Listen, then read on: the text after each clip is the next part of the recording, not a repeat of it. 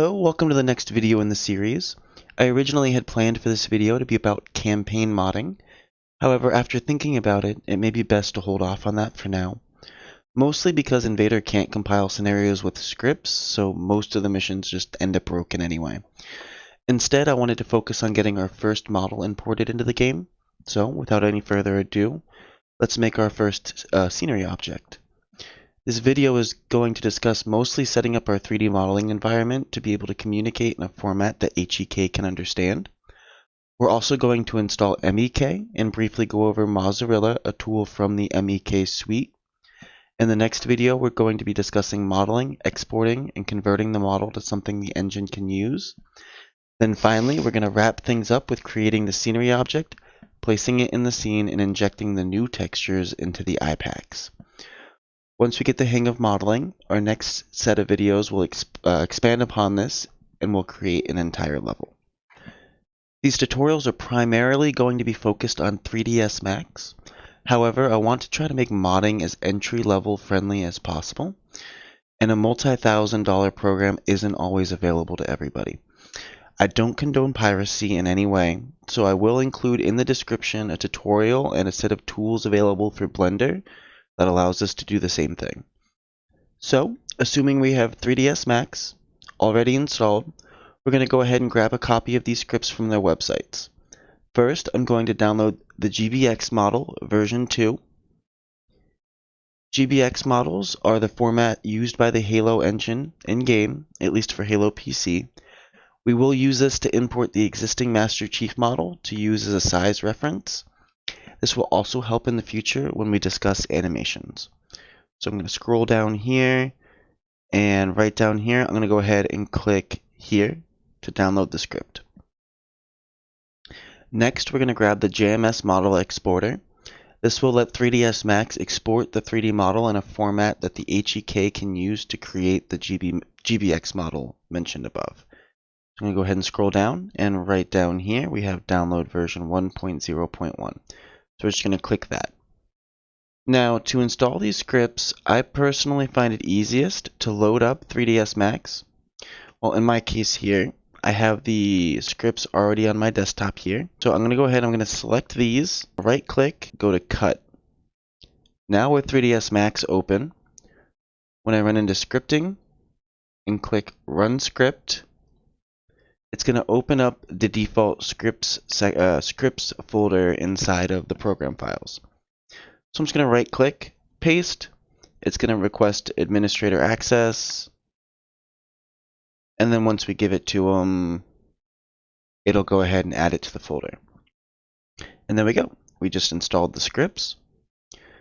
So we should be good for now with 3ds Max. We're going to go more into that in the next tutorial. This is just setting it up for now.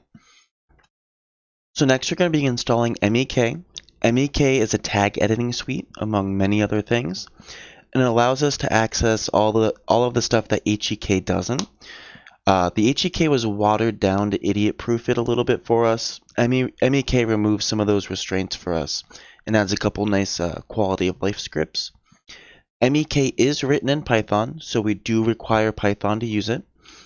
And right now, the newest version of Python actually broke MEK as of the making of this video. So we do want to use the older 3.8.8 version. And I'm going to include a direct download link to both the 32 and 64-bit version in the description.